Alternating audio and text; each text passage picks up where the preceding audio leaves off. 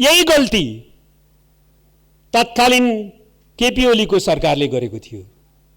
2019 मा यही एसपीपी सम्बन्धमा जब आईपीएस को रिपोर्टमा एसपीपी को लाई स्वीकार गरेको पाठको रूपमा श्रीलंका र नेपाललाई समावेश गरेको रिपोर्ट सार्वजनिक गरियो, त्यसपछाडि त्यतिखेरको विदेश सचिव अहिलेका मुख्य सचिवको नेतृत्वमा एउटा कार्यदल अध्ययन कार्यदल बनेको थियो र त्यो कार्यदलले यसलाई अगाडि बढाउन उपयुक्त नहुने निष्कर्ष निकालेको भन्ने कुरा आएको थियो। तर त्यतिखेर पनि औपचारिक पत्र पठाइएन, त्यतिखेर पनि आधिकारिक पत्र पठाइएन र त्यतिकै कार्यदलको निष्कर्ष यस्तो भयो भनेर छोडियो। 2015 मा एसपीपी को निम्ति पत्र लेखेको भन्ने कुरा आयो। तत्कालीन प्रधानमन्त्री केपी ओलीले त्यो होइन भनेर आफ्नो विचार व्यक्त गर्नुभयो। तर तत्कालीन रक्षा सचिव जो अहिले निर्वाचन आयोगको मान्य सदस्य हुनुहुन्छ, उहाँले आफू रक्षा सचिव हुँदा प्रधानमन्त्रीसँग नै सोधेर यो पत्र पठाइएको हो भनेर भन्नुभएको छ। अनि त्यसको आधिकारिक खण्डन गर्नु पर्दैन। आफ्नो अध्ययन कार्यदलको रिपोर्ट त औपचारिक रूपमा अमेरिकाले जानकारी दिनै दिनु भएन। तर अहिले पनि एउटा संवैधानिक निकायमा कार्यरत व्यक्तिले त्यसरी चाहिँ मैले नै चाहिँ अनुमति लिएको हुँ भनेर भन्दाखेरि त्यसबारेमा ठोस रूपमा स्पष्टीकरण नआउनु, खण्डन नआउनुले गम्भीर आशंका पैदा गर्छ। या त आफूले स्पष्ट खण्डन गरेर सम्बन्धित व्यक्तिलाई कठघरामा ब्याउनु पर्यो, या आफ्नो गल्ती कमजोरी भए राष्ट्र सामु आत्मालोचना गर्न, कमी कमजोरी स्वीकार गर्न तयार हुनु पर्यो। विवाद भएर सबैलाई त्यस्तै लागेको छ कि त होइन भनेर पुष्टि गर्ने विश्वसनीय कागजात चाहियो। महाप्रसाद अधिकारी नाम गरेको अर्थ योजना विभागको त्यही जिल्लाको मान्छे फल्ना हुनुहुन्थ्यो। 73 सालको चाहिँ मै हो, अहिले जो गभर्नर हुनुहुन्छ। अहिलेको चाहिँ अर्को हो भनेर गर्नु पर्यो। होइन भने जेसुकै बोलेर यताउता भएको भए पनि कमसेकम विवाद भयो, अन्यल भयो भन्ने मात्रै तर्क गरेर पनि उहाँले राजीनामा दिइदिनु, पद छोडिदिनु बेस हुन्छ।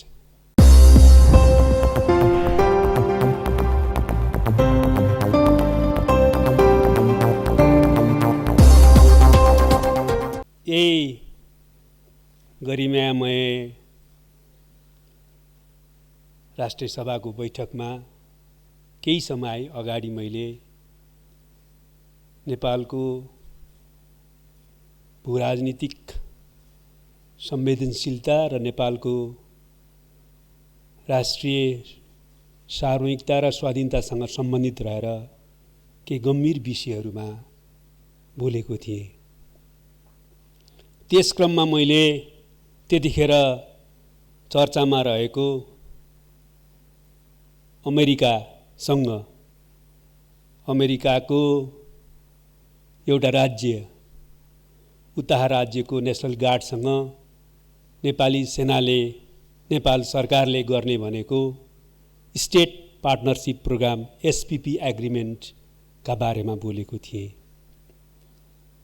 हामी सबैले पनि राष्ट्रव्यापी बहस गऱ्यौँ र हामीले एक स्वरले भन्यौँ कि त्यो नेपालको राष्ट्रिय सार्वभौमिकता र स्वाधीनताको विरुद्ध हुन्छ र नेपाललाई कुनै एउटा सैन्य मोर्चामा, गठबन्धनमा सामेल गर्ने दिशातिर धकिलिने कार्य हुन्छ।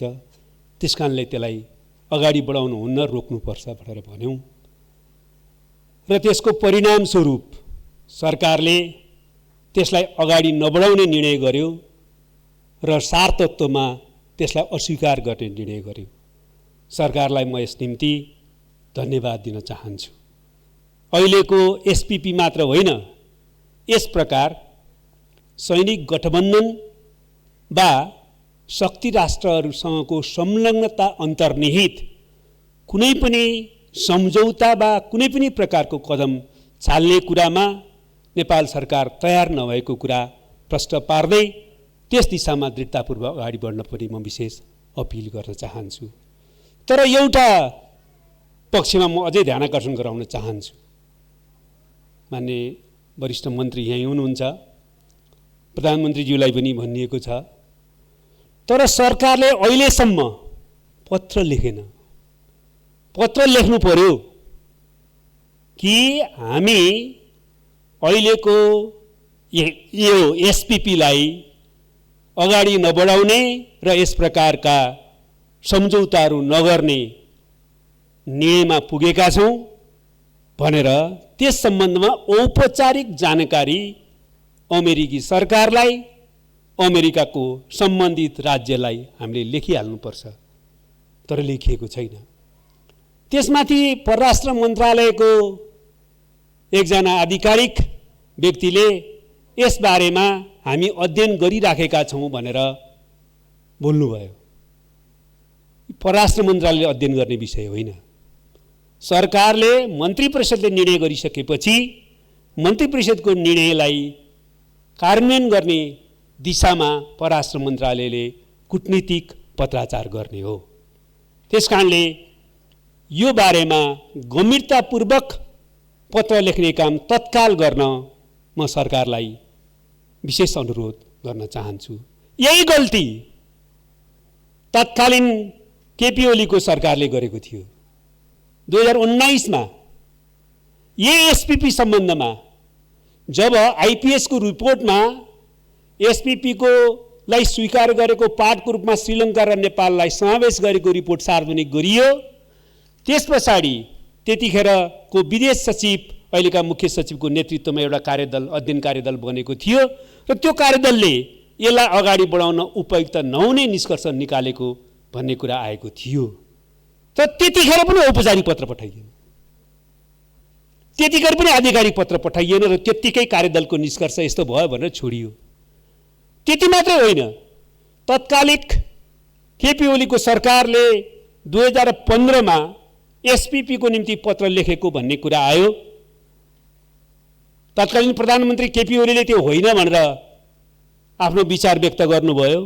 तर तत्कालीन रक्षा सचिव जो अहिले निर्वाचन आयोगको मान्य सदस्य हुनुहुन्छ, उहाँले आफू रक्षा सचिव हुँदा प्रधानमन्त्रीसँग नै सोधेर यो पत्र पठाइएको हो भनेर भन्नुभएको छ।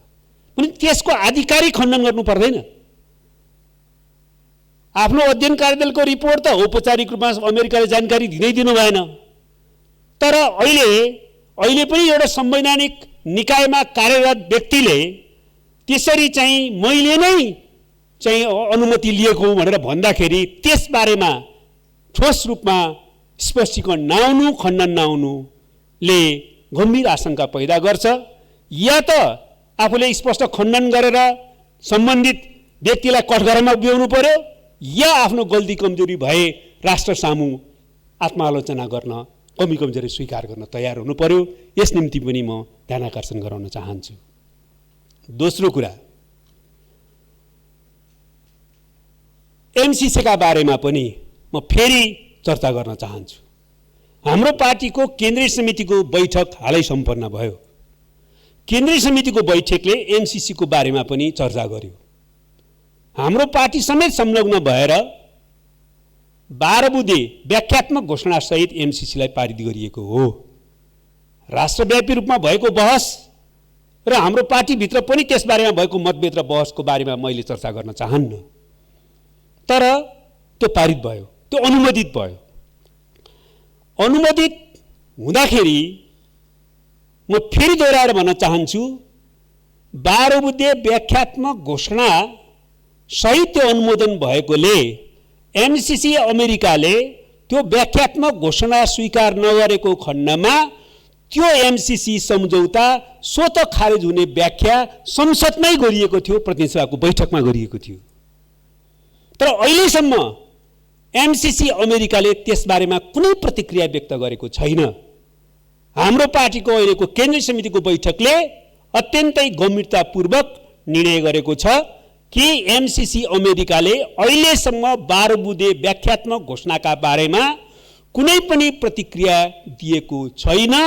हामी यो स्मरण गराउन चाहन्छौँ कि हाम्रो संसदले 12 बुँदेको व्याख्यात्मक घोषणा अमेरिकाले स्वीकार नगरेको खण्डमा यो एमसीसी सम्झौता स्वत खारेज हुन्छ भनेर संसदमै घोषणा गरिएको थियो। त्यसैले सरकारले तत्काल एमसीसी को अनुमोदन गर्दा जुन 12 बुँदे व्याख्यात्मक घोषणा पारित गरिएको थियो त्यसको बारेमा एमसीसी अमेरिकाको धारणा प्रष्ट गर्नको निम्ति तत्काल पत्र लेख्नुपर्छ भन्ने प्रस्ताव पनि हाम्रो अहिलेको केन्द्रीय समितिको बैठकले गरेको छ। यही सदन मार्फत पनि म सरकारलाई तत्काल त्यो पत्र लेख्न पहल कदमको लागि अनुरोध गर्दछु। अन्यथा हामीले अत्यन्तै जटिल परिस्थितिको सामना गर्नुपर्ने हुन्छ वा यो सम्झौतालाई नयाँ ढङ्गले सोच्ने बिन्दुमा पुग्नुपर्ने हुन्छ। यो बारेमा म गम्भीरतापूर्वक ध्यानाकर्षण गराउन चाहन्छु। तेस्रो कुरा, हालै मात्र हाम्रो स्थानीय चुनाव सम्पन्न भयो। यो स्थानीय चुनाव सम्पन्न गर्दा निर्वाचन आयोगले कुनै पनि विदेशी राष्ट्र वा वैदेशिक संस्थाहरूसँग सहयोग लिएन र नेपाल सरकारकै आर्थिक फन्ड कोष अन्तर्गत सम्पन्न गर्यो र धेरै राम्रो गर्यो। त्यसको निम्ति निर्वाचन आयोगलाई र आवश्यक आर्थिक व्यवस्था गर्ने सरकारलाई पनि आफ्नो दायित्व पूरा गरेकोमा धन्यवाद हामी दिन चाहन्छौँ। तर करिब केही महिना पछाडि आम निर्वाचन हुन गइराखेको छ सङ्घ र प्रदेशको। त्यो निर्वाचनको सन्दर्भमा पनि निर्वाचन आयोगले कुनै विदेशी सरकार वा संस्थासँग प्रत्यक्ष आफैले सम्पर्क र लेनदेनको सम्झौता गरेर सहयोग नलियोस् भनेर म विशेष अनुरोध गर्न चाहन्छु। त्यस प्रकारको सहयोग आवश्यक हुन सक्छ, तर त्यो सहयोग लिँदाखेरि अर्थ मन्त्रालय मार्फत अर्थ मन्त्रालयलाई सहयोग गर्ने गरेर मात्रै त्यो लिने प्रक्रिया अगाडि बढाओस् भन्ने पनि म अनुरोध गर्न चाहन्छु। र यो कुरा कति किन गम्भीर छ भने हाम्रो कुनै पनि संवैधानिक निकाय वा हाम्रा सरकारी कार्यालयहरूले सफ्टवेयर वा अरू कुनैका निम्ति विदेशी सरकार वा संस्थाहरूसँग प्रत्यक्ष सम्झौता गरेर लेनदेन गर्ने काम गर्नु उपयुक्त हुँदैन। यो गम्भीर कुरा हो। त्यसैले लिनुपर्दा अर्थ मन्त्रालय मार्फत नै नेपाल सरकार मार्फत नै लिने काम गरोस् र आफूले प्रत्यक्ष त्यस प्रकारको कुनै सम्झौता नगरोस् भनेर म अनुरोध गर्न चाहन्छु। र साथै अहिले नै निर्वाचन आयोगमा मेरो जानकारीमा भएसम्म युएनडीपी र आइफिएस भन्ने एउटा अन्तर्राष्ट्रिय संस्थाको लागि कार्यालय कोठा उपलब्ध गराइएको छ। निर्वाचन आयोगसँग गरिने लेनदेन वा सम्झौता वा त्यस्तै सहयोगात्मक कार्यक्रमको निम्ति आफ्नै कार्यालयमा युएनडीपी र अर्को संस्थालाई कार्यालय उपलब्ध गराउनु कुनै पनि कोणबाट उपयुक्त हुँदैन। यो सामान्य जस्तो देखिन्छ, एउटा कोठा कामरलाई द्यातो हो नि भन्ने देखिन्छ, तर यसले सही दिशातिर लैजाँदैन। यसबारेमा पनि निर्वाचन आयोगको गम्भीर ध्यानाकर्षण म गराउन चाहन्छु। यस पछाडि म विधिको शासन, लोकतान्त्रिक नैतिक मूल्य मान्यतासँग सम्बन्धित केही विषयहरूमा चर्चा गर्न चाहन्छु। भर्खरै यहाँ अलिकति चर्चा भयो, हाम्रो राष्ट्र बैङ्कको गभर्नर महाप्रसाद अधिकारी हुनुहुन्छ। उहाँ सर्ट फर्ममा एम अधिकारी हो कि भन्ने चर्चा अहिले छ। नेकपा एमालेको अर्थ तथा योजना विभागको एकजना सदस्य जो 73 सालमा महाप्रसाद अधिकारीको नाममा हुनुहुन्थ्यो, त्यही महाप्रसाद अधिकारीको नाममा भएको व्यक्ति अहिले एम अधिकारीमा रूपान्तरित भएर अर्थ तथा योजना विभागमा राखिएको छ। अहिले प्रश्न छ, प्रश्न मात्र होइन, आम रूपमा भित्रभित्र सबैको जसोको बुझाइ छ कि उहाँ नै त होला, किनभने पहिला त उहाँ नै भने घोषित थियो महाप्रसाद अधिकारी। त्यही महाप्रसाद अधिकारीकै नाममा एम अधिकारी त्यही जिल्लाको होइन, अर्को को होला त, उहाँ नै त हुनु होला भन्ने लागेको छ। त्यस्तो चर्चा छ। नेकपा एमाले बा गभर्नर अधिकारीले त्यसबारेमा विश्वसनीय ढङ्गले खण्डन गर्नुभएको छैन। गर्न सक्ने स्थिति पनि होला कि नहोला भन्ने प्रश्न गम्भीर छ। राष्ट्र बैङ्कको ऐन 2058 को दफा 21 ले गभर्नर, डेपुटी गभर्नर र सञ्चालक समितिको कुनै सदस्य वा पदाधिकारी कुनै पनि राजनीतिक दलमा संलग्न हुनुहुँदैन भनेर प्रश्न भन्छ भने उहाँ त्यहाँ बसिरहन मिल्छ कि मिल्दैन? एकछिनलाई मानिदिनुस्, पुष्टि भएको छैन, अलमलमा छ। तर पनि विवाद भएर सबैलाई त्यस्तै त्यस्तै लागेको छ कि त होइन भनेर पुष्टि गर्ने विश्वसनीय कागजात चाहियो। महाप्रसाद अधिकारी नाम गरेको अर्थ तथा योजना विभागको त्यही जिल्लाको मान्छे फल्ना हुनुहुन्थ्यो। 73 सालको चाहिँ मै हो, अहिले जो गभर्नर हुनुहुन्छ। अहिलेको चाहिँ अर्को हो भनेर गर्नु पर्यो। होइन भने जेसुकै बोलेर यताउता भएको भए पनि कमसेकम विवाद भयो, अन्यल भयो भन्ने मात्रै तर्क गरेर पनि उहाँले राजीनामा दिइदिनु, पद छोडिदिनु बेस हुन्छ। विधि र नैतिक मूल्य कोही त लागू हुनु पर्यो। अर्कालाई भन्दाखेरि हुने, म कुनै एउटा पार्टीलाई मात्र भनिराखेको छैन। आफैले गर्नुपर्दा तर्क ढाँडछल गर्ने कहाँ कहाँ पाइन्छ भनेर खोज्ने यो प्रवृत्ति नेपालमा मौलाए र जाँदा कता पुग्छ देश? सबैले आत्मसमीक्षा गरौँ न। मेरो यो विचारमा, मेरो यो विषयमा यो विचार छ।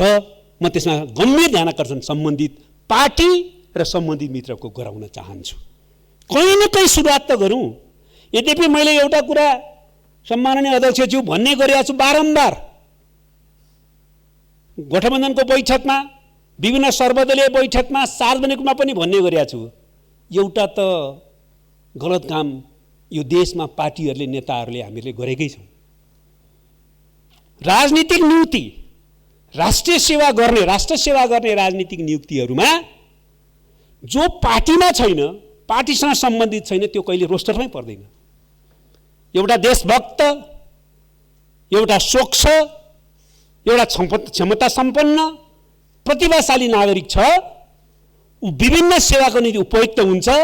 राजदूत बा, जीएम बा, अरू त्यस्तै आयोगहरूमा, तर कुनै पार्टीको छैन भने ऊ कहिले उसमै आउँदैन, रोस्टरमै आउँदैन र त्यो मान्छेले राष्ट्र सेवा गर्नै पाउँदैन। त्यो मान्छेलाई देशमा त नबस, विदेश जा भनेर भनेको बाहेक के अर्थ लाग्छ? यसमा थोरै पनि आत्मालोचक हुन भनेर भन्दाखेरि, नयाँ ढङ्गले जाउन भन्दाखेरि नगर्ने बेलासम्म सबै नेताहरू तयार। अहिले नै निर्णय नगर्ने बेलासम्म चाहिँ एकदम ठिक हो, यो कुरा त साह्रै भएको छ भनेर सबै भन्छन्। निर्णय गर्ने बेलामा त कहाँ हुन्छ, अहिले त सकिन्न नि, यो त फल्ना हाम्रो मान्छेलाई दिनु पर्यो भन्छन् सबैजना। अनि के हत्ती हो भने नि यो? त्यसैले त्यस्तो पनि हालत छ भनेपछि खोज्दै जाँदा यस्तै यस्तै पनि कहाँ कहाँ छन्, म चाहिँ क्लिन चिट दिन अहिले सक्दिनँ। तर पनि आइसक्यो, विधि त पालना गर्नु पर्यो नि। त्यसकारणले एकातिर दृष्टिकोणमा परिवर्तनको आवश्यकता छ, कार्यशैलीमा परिवर्तनको आवश्यकता छ भने अर्कोतिर विधि त लागू गर्नुपर्छ। त्यसकारण त्यो ढङ्गले म सम्बन्धितहरूको ध्यानाकर्षण गर्न चाहन्छु। अर्को कुरा, अहिले भर्खरै यहाँ चर्चा भयो, म सत्तारूढ गठबन्धनको एउटा जिम्मेवार सदस्य हो। म गठबन्धनको केन्द्रीय समन्वय समितिमै छु। तर दुःखका साथ भन्नुपर्छ, संवैधानिक परिषद ऐन संशोधन विधेयक कसरी आउन सक्यो हाम्रो सरकारबाट?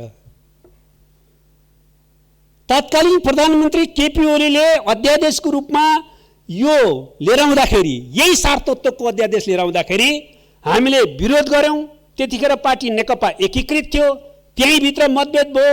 नेपाली काङ्ग्रेसको अहिलेको प्रधानमन्त्री, नेपाली काङ्ग्रेसको सभापतिले वक्तव्य दिनुभयो, देशमा एउटा ठुलो चाहिँ विषय बन्यो र हामीले पहिलो पटक त्यसलाई फिर्ता लिन बाध्य बनायौँ। दोस्रो पटक पनि हामीले त्यसको विरोध गरिराख्यौँ। अहिले हामीले त्यही 7 तत्त्वको विधेयक ल्याउन मिल्छ भने कसरी सक्ने के? डबल स्ट्यान्डर्ड कहिलेसम्म हाम्रो देशमा? सरकार नहुँदा एउटा कुरा, सोर्याक परेक्दा एउटा कुरा, विपक्षमा हुँदा आफूलाई चाहिँदा अर्को कुरा गर्न मिल्छ भने यही हो त लोकतन्त्रको विधि र नैतिकता। त्यसो गर्न मिल्दैन, कुनै पनि हालतमा मिल्दैन। यो संवैधानिक परिषद ऐनको संशोधन विधेयक तत्काल सरकारले फिर्ता गर्नुपर्छ। अर्को इफ बट हुनै सक्दैन। म त्यसमा जोरदार ध्यानाकर्षण गराउन चाहन्छु। त्यसै गरी अर्को नागरिकता ऐन संशोधन विधेयक आएको छ। नेपालमा दुःखका साथ भन्नुपर्छ, 2015 मा संविधान जारी गरिसकेपछि त्यो संविधान अन्तर्गत नागरिकता पाउने थुप्रै नेपालका नागरिकहरूले अहिलेसम्म नागरिकता प्राप्त गर्न सकेका छन् र पीडा झेलिराखेका छन्। र हाम्रा प्रतिनिधि सभा र राष्ट्रिय सभाका सांसदलाई हरेक दिन एसएमएस आउँछ, हामीले नागरिकता नपाउने, हामी नागरिकताविहीन हुनुपर्ने भन्ने छ। खालि अधिक त्यस्तो नागरिकताविहीन हुनु परेको पीडा मात्रै छैन, उनको दैनिक कामकाज चलिराखेका छैन, अध्ययनदेखि लिएर हैन सरकारी कामकाजदेखि लिएर सबैको अवरुद्ध छ। त्यसकारणले संविधानले भने अनुसारको नेपाली बाबुआमा, नेपाली नागरिक बाबुआमाका सन्तानहरूले निश्चित रूपमा नागरिकता पाउनुपर्छ। त्यसको कानुन व्यवस्था यति ढिलो हामीले गर्नै हुँदैन थियो, त्यो एक प्रकारको ठुलो अपराधसम्म पनि भएको छ। त्यसको निम्ति हामीले कानुनी व्यवस्था त गर्नै पर्थ्यो, गर्नुपर्छ, त्यसमा कुनै दुविधा छैन, त्यसमा आम सहमति पनि छ। तर अहिले सरकारले के गर्यो भने त्यो मात्रै गरेन, राज्य व्यवस्था समितिको बहुमतले जुन विधेयक संसदमा पठाएको थियो त्यो विधेयक त्यहाँ पठाउँदाखेरि बहुमत र अल्पमत भएको थियो र केही मुद्दामा विशेष त वैवाहिक अङ्गीकृत नागरिकता सम्बन्धी मुद्दामा मतभेद थियो। त्यो मतभेदमा बहुमतले चाहिँ सदनमा पठायो। त्यसको सामान्य विधि के हो भने अब सदनमा छलफल गरेर जे निर्णय हुन्छ त्यसलाई स्वीकार गर्ने। तैपनि सकेसम्म राष्ट्रिय सहमति होस्, यस्तो संवेदनशील मुद्दामा भनेर सोच्नुलाई नराम्रो मान्न सकिँदैन।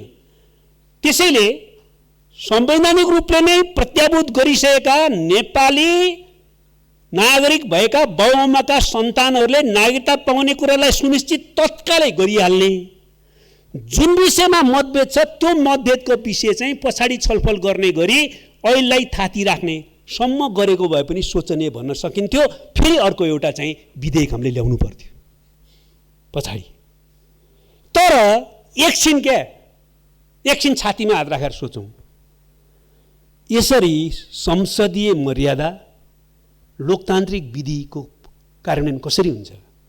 कुनै एउटा समितिमा कुनै विषयमा मतभेद भयो, बहुमतले संसदमा एउटा बिल पठायो, सरकारले त्यसलाई फिर्ता लिने अनि त्यो फिर्ता लिएर अल्पमतमा परेको चिज लागू हुने गरी कानुनी व्यवस्था गर्न अगाडि बढ्न मिल्छ भने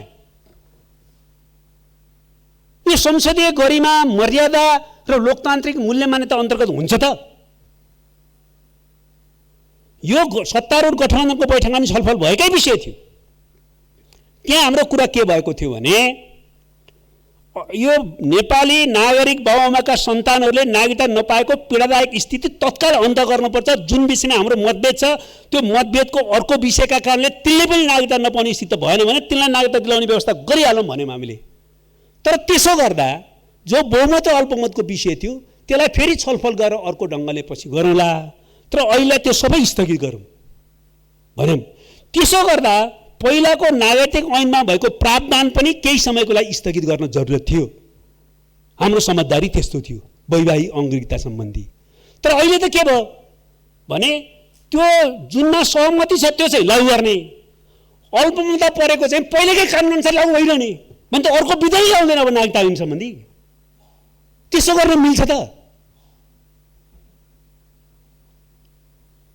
संसदीय पद्धति, विधिको शासन र नैतिकता यो कोणबाट हेरौँ त यसो गर्न मिल्छ? यो मिल्दैन। त्यसैले यो बारेमा पनि गम्भीर होस्।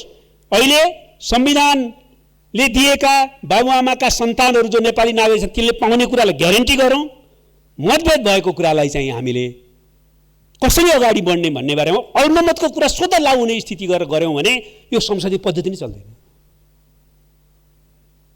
त्यसबारेमा पनि ध्यानाकर्षण म गराउन चाहन्छु। अब आज चाहिँ मैले सम्माननीय अध्यक्षज्यूलाई एउटा सिँगै विषयमा बाँकी भएको कुराले समय माग्दिनँ। म अस्ति त मैले समय अलिकति मागेकै हुँ, आज थप समय माग्दिनँ। अर्को एउटा महत्त्वपूर्ण विषयमा मैले बोल्नु छ, यही सदनमा बोल्छु। मैले अहिले कुनै मिडियामा अन्तर्वार्ता दिएको छैन, 8 महिना भयो। टिभीमा दिएको छैन, प्रिन्ट मिडिया दिएको छैन, अनलाइनमा दिएको छैन, बाहिर मिडियासँग बाइट पनि दिएको छैन। अस्ति बाध्य भएर चिनिया मित्रसँग भेट्दाखेरि चाहिँ हामीले त्यो बाहिर मात्रै बोलेँ, अहिलेसम्म बोलेको छैन। मैले हाउसमा मात्रै बोलेको छु। हाउसमा एउटा गम्भीर विषय जसको ध्यानाकर्षण मैले गर्न खोजेको छु, केही सङ्केत गरेको छु, त्यो बारेमा अर्को समय लिएर म गम्भीरतापूर्वक विषय राख्नेछु।